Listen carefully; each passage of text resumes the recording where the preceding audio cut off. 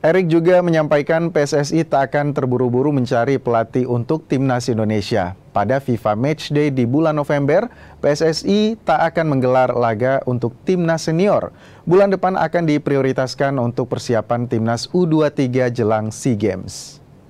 Saya rasa kita nggak terburu-buru menunjuk kepelatihan. Tadi saya sudah sampaikan bahwa kita prioritaskan buat FIFA Matchday ini, ya kita ada ranking 100 target.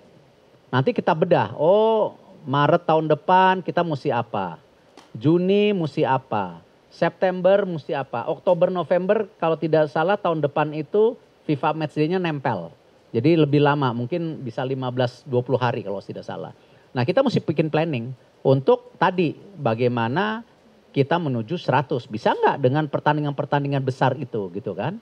Nah sekarang November ini kita belum ada bayangan karena pelatihnya sendiri kita belum masuk ke dalam kategori searching 5 pelatih, 6 pelatih.